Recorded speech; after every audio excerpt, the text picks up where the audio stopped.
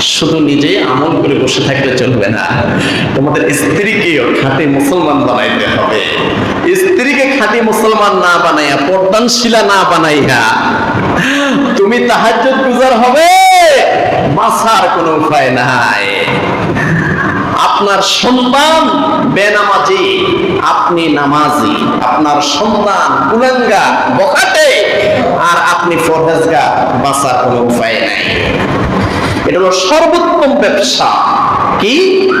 যে নিজের জান এবং মাল দিয়ে নিজের পরিবার এবং নিজের সমাজবাসীকে আল্লাহর পথে আহ্বান করতে হবে। আর এই জন্য কি করতে হবে?